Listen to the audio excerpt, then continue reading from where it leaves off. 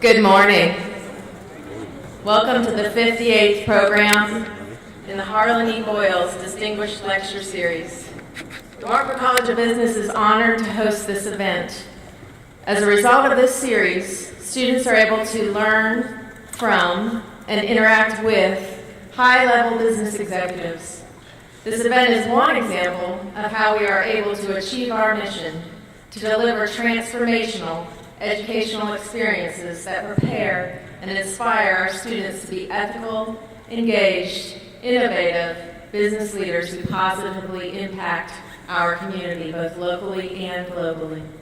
Students, don't forget to have your student IDs scanned on the concourse level at the conclusion of today's program. It is now my pleasure to introduce our platform party, Dr. Darrell Kruger, Appalachian State University Provost and Executive Vice Chancellor, Mr. Edward Boyles, Managing Director of Wells Fargo Securities, upcoming Vice Chair of our Business Advisory Council, and a great supporter of this program in the Walker College of Business. Last but not least, today's featured speaker, Mr. Paul Thompson, founder and chairman of Transportation Insight. I now invite Appalachian State University Dr. Darrell Kruger to bring greetings.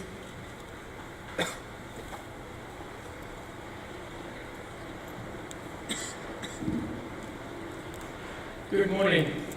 Thank you, Dean Norris. It is my pleasure to join you for the 58th lecture in this wonderful series. I would like to express my thanks to the business leaders, faculty, staff, students, and special guests who are in attendance today.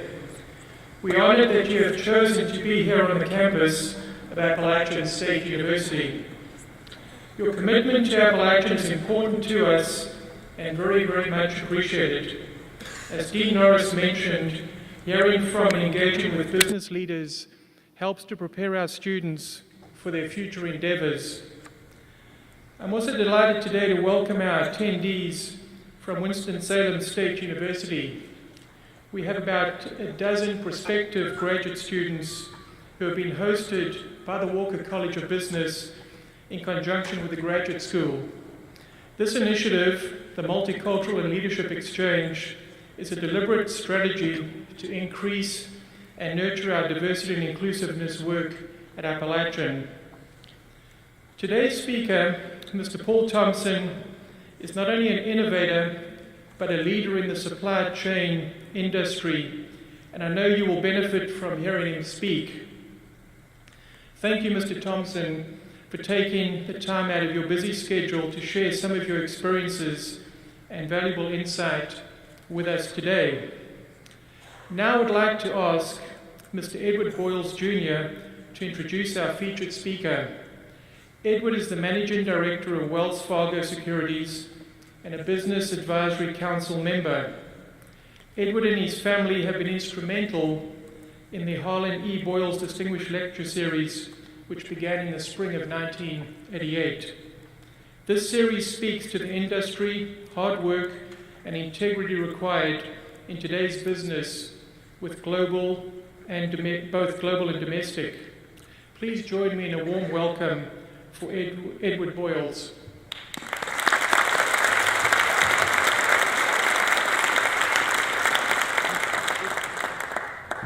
Thank you. It's a pleasure to introduce our featured speaker here today, Mr. Paul Thompson. A little background, Mr. Thompson is the visionary behind several of the most successful companies in the North American transportation and logistics industry. Mr. Thompson has founded or co-founded 6 highly successful North American companies, including his portfolio's flagship brand, Transportation Insight, a global third-party logistics provider with more than $1.5 billion in gross revenues and 1,200 clients that range from mid-cap to Fortune 500 companies. He also serves as the business strategist and board member of numerous not-for-profit organizations. As a supporter of these organizations, he applies his entrepreneurial skill set that exemplifies servant leadership. He is hardwired to believe that work whether inside or outside of the company, should create significance. Significance that which one accomplishes for others through the giving of their time and talents. Mr. Thompson was instrumental in the establishment of the Transportation Insight Center for Entrepreneurship that's here at Appalachian State. He currently serves on that board, as well as serves on the board of the Catawba County Chamber of Commerce and Wine to Water, an organization dedicated to converting wine sale proceeds into clean drinking water for those around the world who do not have access to this most basic necessity. He is a past board chair of the Hickory Christian Academy and Samaritan's Feet, to which Transportation Insight provides logistics and transportation services at no cost. He serves as a strategic advisor to the supply chain management program here at Appalachian, as well as at Safe Harbor Rescue Mission, Access to Excess, Restore Global, and various churches in the Hickory area. In addition to being an ardent supporter of these organizations, Mr. Thompson champions Young Life, 10,000 Homes, and the President's Council on Fitness, Sports, and Nutrition. Mr. Thompson has many investments across the country, and no more important than his flagship investment in downtown Hickory, a 66,000 square foot corporate campus for his company that has become the cornerstone of their company's 2020 growth Vision 2020 growth plan to become a $3.5 billion to $5 billion revenue company by January 1 of 2020. Paul's motivation stems from the triple bottom line, also known as the 3 Ps: people, planet, profit. He is known for recruiting superior talent and leadership. I would note that today we have several of his colleagues here with us, and we're pleased that they would come and join us here this morning. It is now my pleasure to welcome Mr. Paul Thompson as the 58th Distinguished Speaker of the Boyles Lecture Series here at Appalachian. Thank you.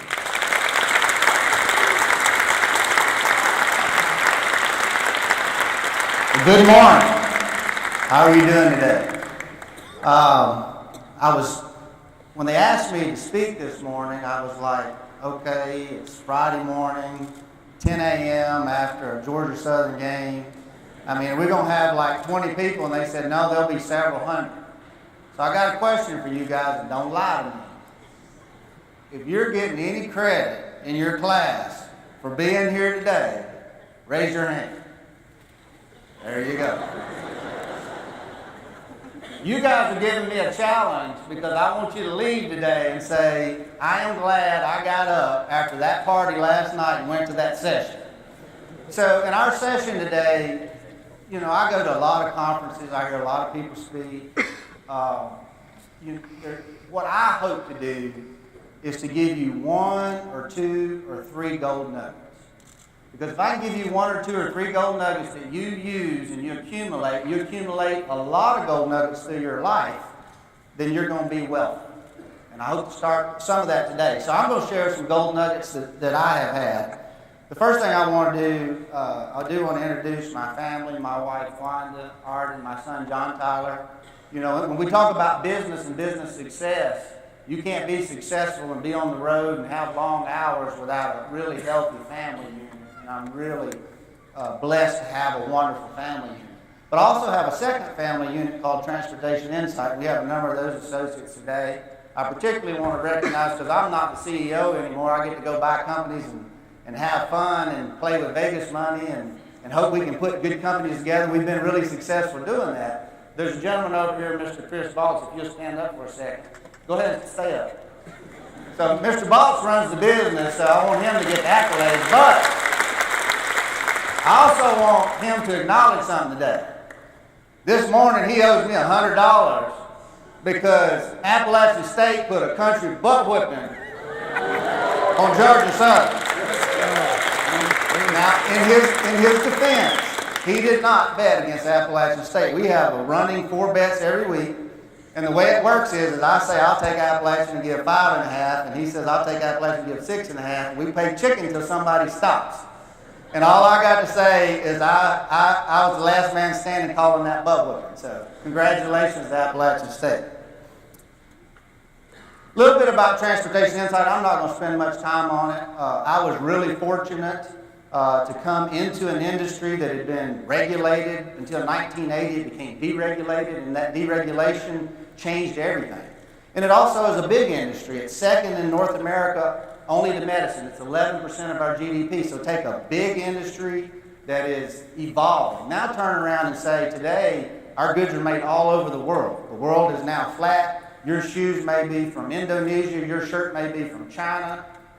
Your belt may be from South America. So we're dealing with a world where goods are coming from all over the world in an unregulated transportation market where you've got multiple modes. All of a sudden you have to bundle that in technology. So when I got in the business in 1985, it was just called trucking. And it was trucking companies taking things from point A to point B. Now, the smallest manufacturer, retailer, distributor, if they don't have a handle on their supply chain, they're in trouble. So it's exciting to me to see the investment that Appalachian State is putting in its supply chain program. It's one of the fastest emerging areas. And one of the reasons that we were successful in our industry is we were an early adopter. We were an innovator. And so today we're fortunate to sit out there as a multi-billion-dollar company, thousands of clients across North America. And we've really been blessed, but a lot of that is timing, being at the right place at the right time. So with that said, I'll say to you, I'm the 58th speaker, and I look at the other 57, and it's daunting to be in that group. But I'll also say none of the 58 of us deserve to stand here. I'm here because I was at the right place at the right time with the right vision. I executed on that vision, and I'm fortunate to do that. And for that, quite frankly, I give God the glory because it's not me, and it's the team. So let's move forward. A little bit about my history, and the only reason I don't like talking about me, but if I'm going to sit up here and tell you my life lessons and what I've learned and why I think there are 7 attributes of great leaders, you've got to have some foundation for that. So my wife and I both grew up in rural America, a little town called Monticello, Arkansas, with 7,000 people. Our parents were both mill workers, and we were fortunate to be able to take advantage of an education system. But in college, we got married in college, and I was scared to death, so I didn't get to have Thirsty Thursday like you guys did last night. I had to study because I was afraid. There was 2 people I had to take care of. And studied real hard, got out of school at the right place at the right time. Really never envisioned being a trucker. I got hired by AT&T Technologies. I was building computers, thought that was the coolest thing in the world, and the reality was I hated every minute of it. And there was this company called ABF that was in the trucking industry that had been trying to recruit me, and they kept trying to recruit me, but I'm an industrial engineer. I'm not going to be a trucker. Who wants to be a trucker? Well, that was the first, most pivotal decision, the most instrumental decision in my entire career when I went to work in my second job in that industry. So through my career, I have worked for a Fortune 50 company and seen the big beast called AT&T. After that, I worked for about $3 billion companies, 25,000 customers, 15,000 employees, and saw across all of that. And then I worked for 3 privately held companies, really kind of startups, those companies that you bootstrap and you build from the ground up. And so one of the things that's unique about me is that I'm a student of business and I'm a student of people. I like to understand why people do what they do. I like to look at leaders and say, how could they be more effective, or how could a process be better? And that's really what industrial engineering is. It's creating efficiency, and my brain thinks that way. So through the years, as I see people interact, I try to figure out, well, what makes them different? Why are they that way? And so many of us are just hardwired.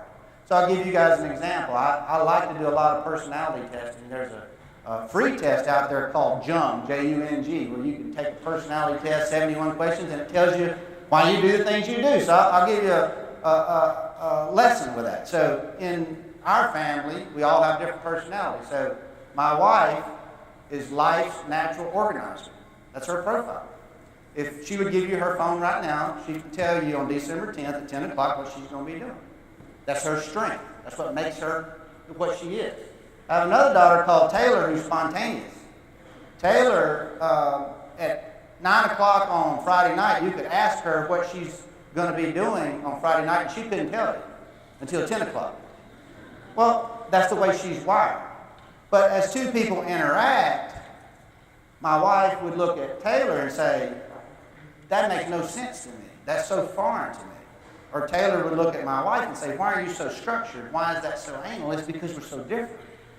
But it is in those differences that create our strength. So in studying people, both in their personalities, how they interrelate, and really trying to understand that, it has given me some observations both of what makes the differences in people, what makes the strengths in people, and that's across a multitude of client type profiles.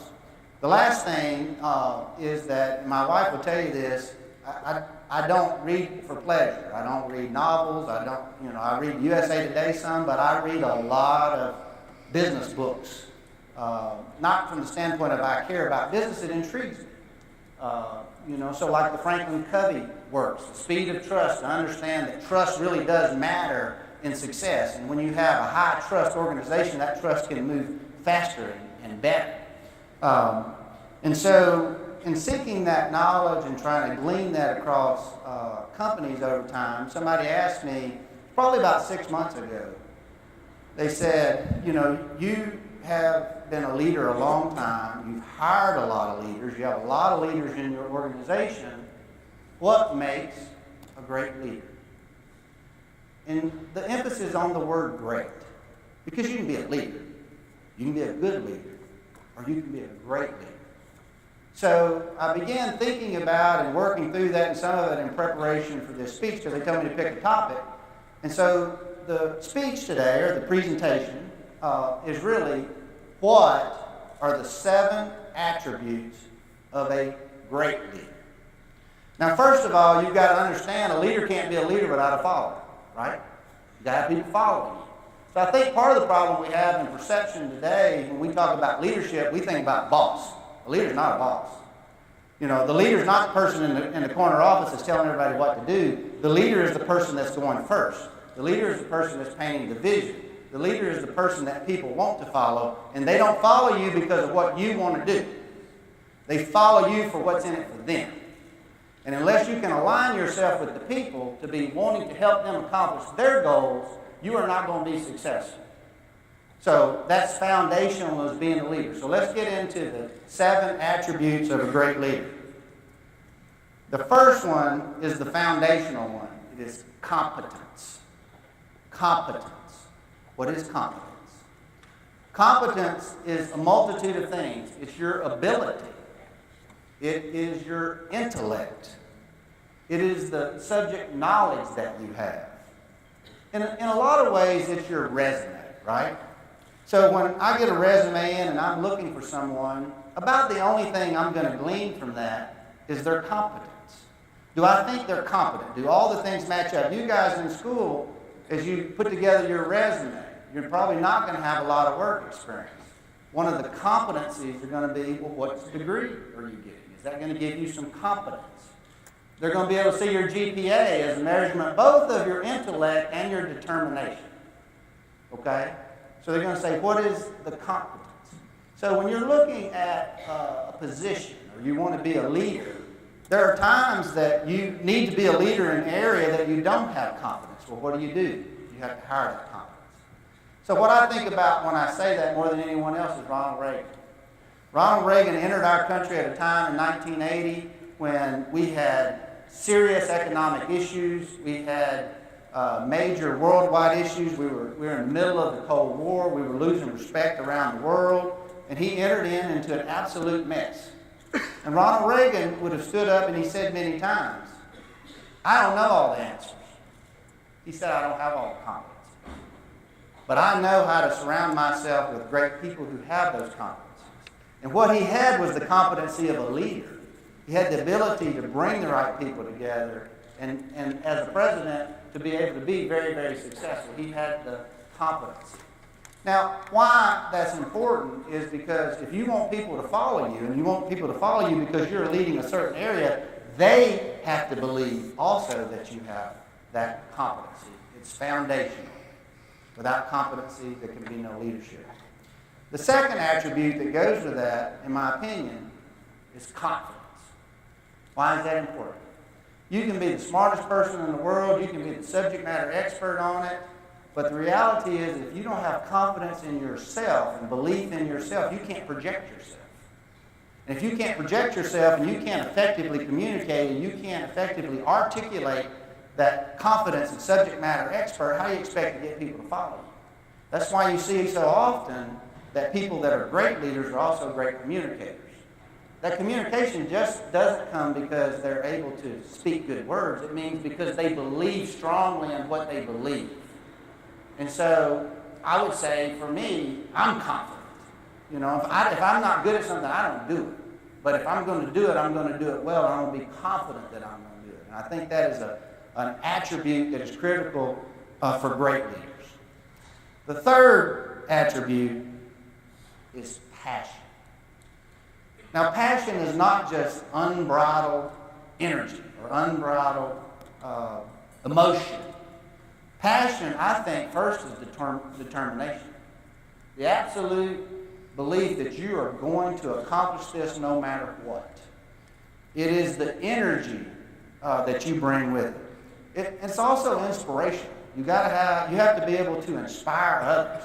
People have to believe that you absolutely believe it, that you live it, that you're going to fight for it. Don't ask somebody to get behind you if you're not going to set the example, and don't ask somebody to get behind you if they don't believe that you're actually going to accomplish it. So when I look at how mistakes are made in business, I see, for example, a lot of people who have a lot of competency. This Joey is the best person at this job. He's the smartest. He does the best work. He obviously then should be the leader of that area. Well, just because Joey is the best at that job doesn't mean Joey is going to be the best at leading that group. There are more things to it than that. So I don't think you have to be passionate to be a good leader, but I think you have to be passionate to be a great leader. And I define a great leader as someone who can move mountains, someone who can build big companies, someone who can do great things.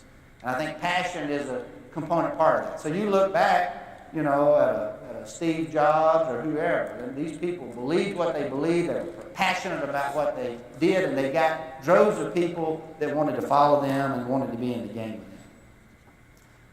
The fourth attribute of a great leader is character. Character. What does that mean? A lot of words that go with that. Integrity, right? Trustworthiness. Because the reality is if you're going to have people that you're going to ask to follow you, they're going to have to trust you. But in trust, there also has to be transparency. Because you always got things going on in your organization. If you're not transparent enough where your associates really know what's going on, know what to expect, know what the good things are, know what the bad things are, you can't build trust. And where you will break down your trust is when people see you in the dark of a situation do the right thing or not do the right thing when nobody else knows. And make no mistake, everybody is looking at you. And so if you're going to be successful as a leader, you have to have followers. If you're going to have followers, they have to have trust. But that trust isn't just the people in your organization. That's your customers. It's every part of it. So when I look at companies, in my experience, and as I've been working in the marketplace, that are genuinely built to last, those companies that you look at them and they foundationally build employees in droves, they build customers in droves, and they're highly successful in the marketplace. I think without exception, those companies are high trust companies. I see a lot of companies, and we work with thousands of them, that at some point in their business become emotionally bankrupt. And it is almost unequivocally when trust breaks down between the business and the associate, or the business and the customer.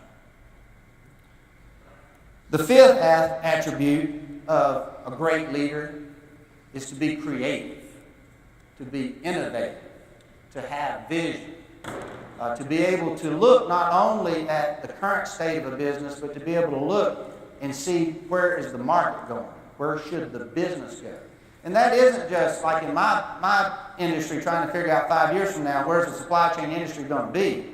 It starts there, but it narrows down to where, what should this division be? One of our divisions here is our brokerage division, Bird Dog, and that's our fastest growing group. We expect really between now and June to hire 70 people in that group. You know, when you look at that and you're constantly in there trying to figure out how you're going to evolve and solve the problems associated with that business or any other business, the ability to be an innovator, a creator, and see the next thing is important. So we were talking to a group earlier today, and they were talking about how to differentiate themselves. You know, one of the challenges we have today is work hard. You know, some people lose the thought of that. Work hard. But the second one is innovate. And I don't care if you're the CEO of the company, you're a VP, you're a manager, or you just got hired yesterday. Look at how the work is done. Look how the job is done. Look how you interface with someone else and figure out how to make it more efficient, how to make it more effective, how to automate. And that's innovation. And innovation is how each of us are successful. But I think that it is characteristic of any great leader is also an innovator. Innovator not only fixing a task, but moving a business to a future market. The sixth attribute of a great leader is collaboration. Collaboration. The reality is you can't be a great leader and be all about self. You got to be about team. The team's got to win. The whole team's got to move. And the team is not only your associates, the team are also your customers. I get frustrated in the North American market when we talk about partnership and it's a word. Partnership means you're integrated. You got each other's back. You know, that customer knows that you're an extension of their organization. Now, that's real partnership. I almost don't even want to use that word anymore because it's been so slandered in how people talk about it all the time.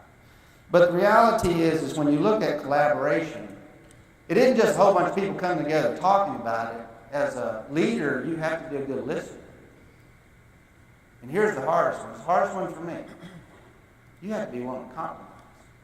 But see, we talk about collaboration all the time, but collaboration means a lot of people come together with a lot of ideas, and you expect through collaboration 1 + 1 can be 3. You come up with better ideas. But at the end of that collaboration, whatever it may be, no matter how many associates there are people in that room that didn't get what they thought they should have, or you don't make the decision that they thought should be made. So the hardest part about collaboration, you can almost throw collaboration and use also the word compromise. Because collaboration comes where, whether it's the head of the business or a group of people can come together and come to a consensus. But it must be the thing everybody gets behind. And so dictatorship is the opposite of collaboration. And there's a whole lot of leaders that is my way or the highway. Well, you might do that, and you may grow that business, but it is not scalable. It is not scalable until you can bring other associates in the organization. It is not scalable until you can delegate, which is part of collaboration. And it is not scalable until you can compromise. And the reason that's the hardest for me is I'm a perfectionist. I look for every single thing to be perfect. And sometimes perfect is the enemy of great, right? Because there is no perfect. So the last attribute, number 7, which I believe, quite frankly, is the X factor. It's the differentiator. It's the one above all others, is the most important for a great leader. It is the difference between a good leader and a great leader. And it's humility. And why is humility important? Humility is the opposite of arrogance. Arrogance gives me entitlements. I deserve to be here. Look at what all I've done. I haven't done any of it. All the associates I've been associated with did it all. What is an idea? Yeah, I might have had the idea. I might have done some first fruit work. But I didn't do it. The team did it. So when you look at humility, it means many things. I think it means servant leader. What that means is when you say leader, it means I won't ask you to do something I'm going to do myself. And when I ask you to go, I will go before you. And probably more than anything else, it means I'm going to put your needs before mine. It means I'm going to be generous with the fruit. And so, when we look, and quite frankly, I think the Bible is an example of that. When you look at a servant leader, someone who puts their people and their customers before themselves, and they do good work, then money could be the byproduct of good work. Transportation Insight is very profitable. But I can tell you the profit is not the goal. The goal is to make our customers better companies every day and earn their trust to get to do business with them again tomorrow. And it is to earn the trust of our associates where we're the preferred place to work and they're not dreading Monday morning. They're actually looking forward to Monday morning to come back, hang out with their friends and have fun and just happen to be working while they're there. That can't happen unless you're serving your people. And so when I look at who I view and have seen many, many, many people in my career in specific positions, when I saw a leader who was competent, confident, passionate, they had character, they collaborated, they innovated, and they had humility, I look at that person and say, there is no end to this. There is none. So when I look at our business, we're sitting here today, GAAP revenue about $1.5 billion. We hope to be $5 billion. We don't look at that and say, well, we hope. We expect that to happen. But we don't expect that to happen because we're the smartest people in the world. We expect that to happen because we got the best team. So I get embarrassed a lot when they talk about these accolades and things that we've done or I've done, and I don't feel like I deserve them. But I can tell you right now, our team deserves every one of them because we've assembled the best team of people with the right character, the right discipline, the right attitude, and the right will to do good. So as I move, at least in this section, before we move to question and answers and we head towards some closing comments, I'll say this. I look, and it's ironic to me, some of you guys are in accounting. If you look in accounting on the line items, machines are assets. People are expenses. Explain that to me. Machines are expenses, and people are assets. That's the way the P&L should look. And so when you want to talk about being a great leader, you talk about all these attributes you want, but it starts with followers.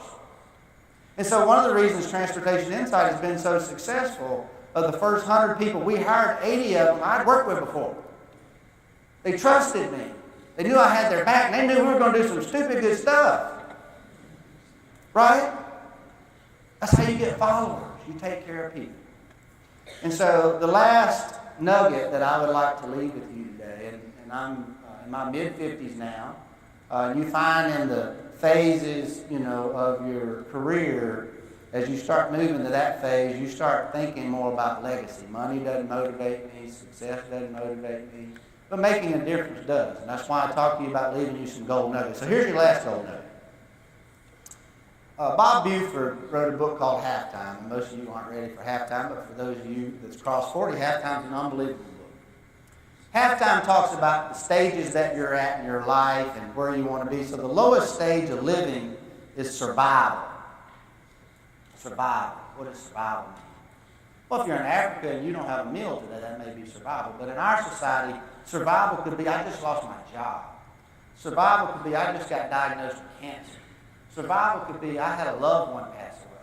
There's so many things that can break you down to where you're just living to get through a day or you're living to get through a week. You're in survival mode. Unfortunately, most of us are not in survival mode, but we will be at different times in our lives. The second stage of being, which is where most of us camp out every day, is stability.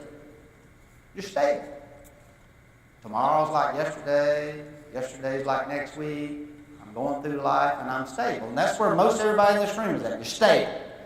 But when you're stable, all of us, and it depends on how big our goals are, we're looking at this thing called success. So for some of you, success is getting my degree. For some of you, success will be being a VP. For some of you, success will be getting married. For some of you, success may be to be a CEO of a company. But you have this goal this thing that's important to you, and you believe when you achieve that, you call that success. Well, let me tell you, I've been blessed in life many times to have many successes, and they feel really good. I mean, they are euphoric, but then they're gone. And so I look and I say, well, I want to understand that better, and doing some reading on it. You look, do you know the Olympic gold medal winners? Think about these people, 12 years old, they're working 10 hours a day to be the best gymnast, the best pole vaulter, the best anything. And they do that for 8 or 10, they give their entire childhood in some cases to try to be the gold medal winner, right? And then that day comes and they win. They stand on that stage and they get their 5 minutes of glory, and it's the highlight of their life, and it is. But the next day they go home and they ask themselves this question: is that it? Is that what I gave 10 years for? It's not satisfying. It doesn't bring joy. In fact, people who put too much of their energy in things that don't bring them joy at the end of the success actually brings them depression. Bernhard Langer talking about winning a Masters. It's the highlight of all golf. He won the Masters. He got that green jacket. He said, the week after, I fell into the biggest funk of my life. That I put that many hours in for that. So, my last gold nugget to you is this: the highest level of life is not success. And I hope you all achieve more success than this world can provide you. The highest level of being is significance. Significance. Significance is not what you do for yourself. Significance is what you do for others. How you change others' lives. And when you're changing others' lives, it brings you great joy. So here's the irony of it. You know, they're reading these different organizations I might be involved in, and it's like, oh, he's a good guy, he's helping that organization. I don't do it for them. I do it for me. I do it for me.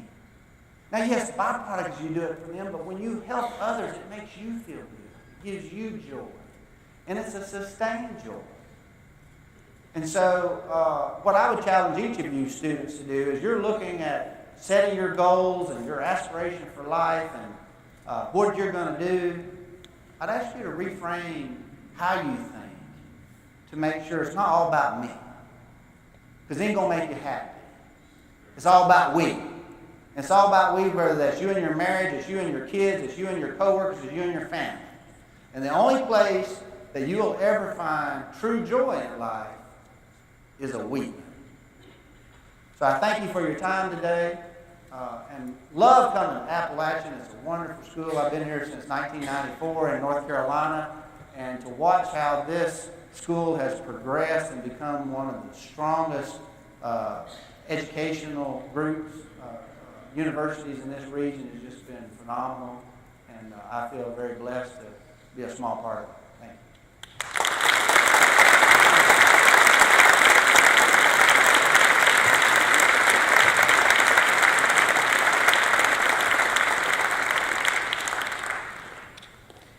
Paul, thank you so much. I think we got more than just 1 or 2 gold nuggets out of that. I think we got at least 8 or 9 or 10. 7 attributes of a great leader, but many layers to that. And you so much exemplify the values of the Walker College of Business. And I particularly like your doing business for good. So thank you so much. We do have 2 more parts of our program this morning. We did take some questions from our students. We polled our students to find out what questions they would most like to ask Mr. Thompson, and have time for, I think, 1 or 2 of those.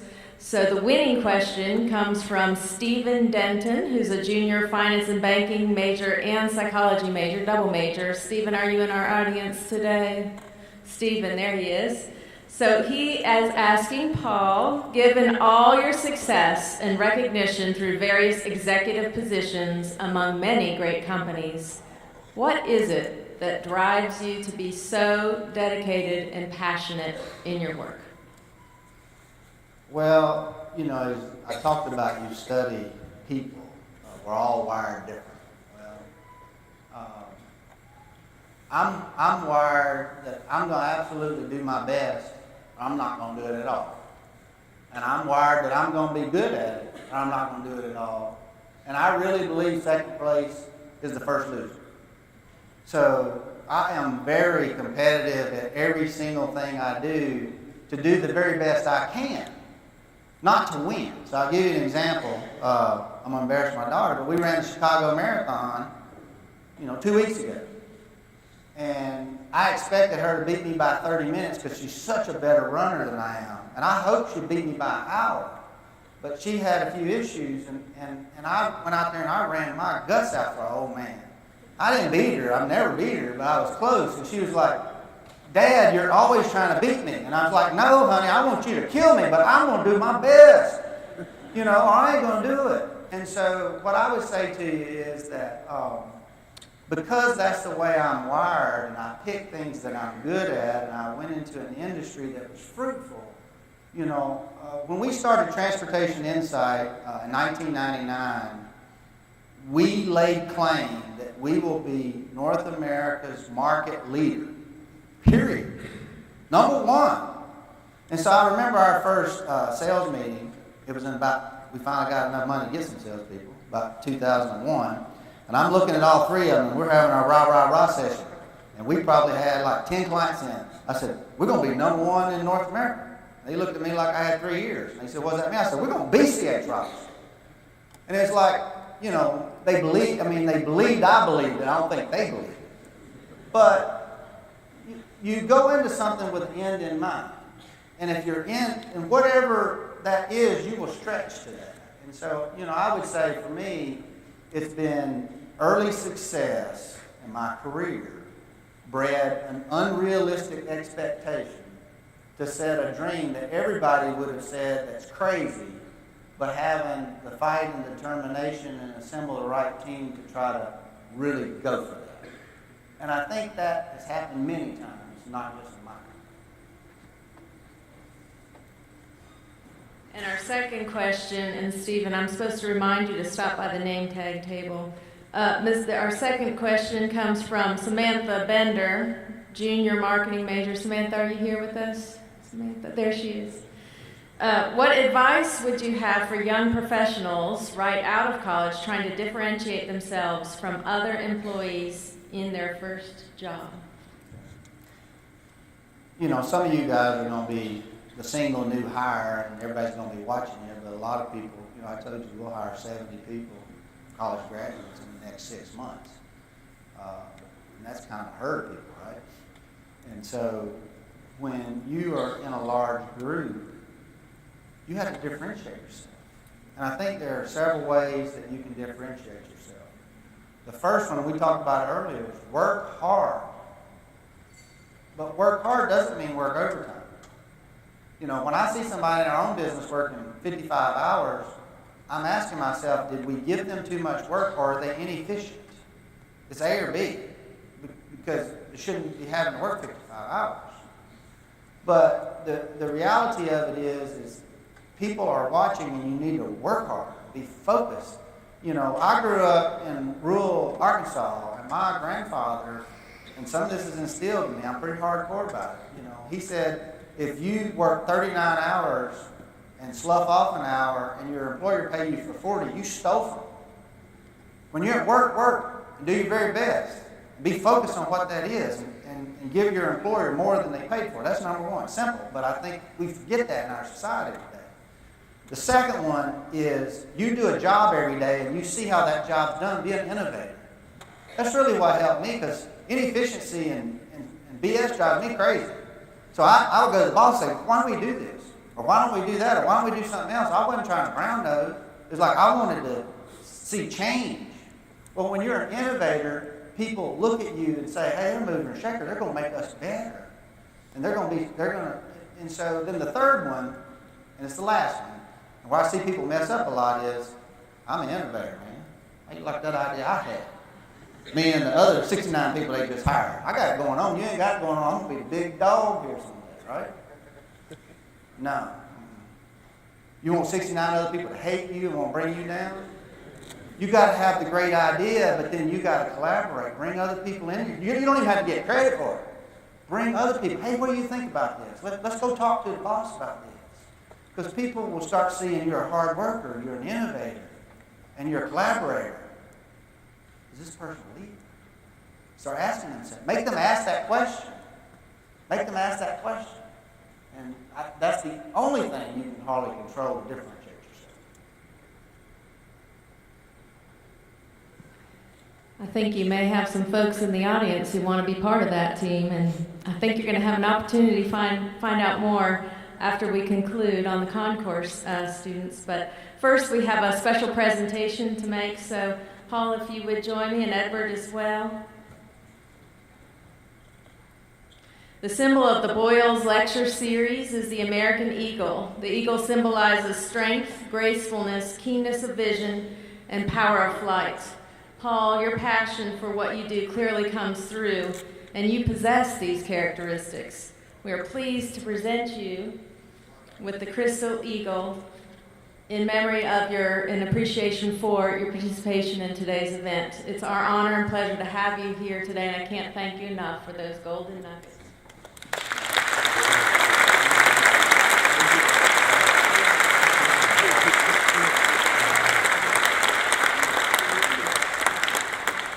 Thanks to our students, faculty, staff, and special guests for attending today's lecture. We hope you enjoyed our speaker. I know I did. And I hope you are inspired to be innovative and engaged leaders who positively impact our community. Guests who were invited to the luncheon, please proceed to the floor of the Convocation Center. And students, a reminder, you can have your ID cards scanned on the concourse level as you leave. Thank you from Appalachian State University and the Walker College of Business. Have a purposeful day.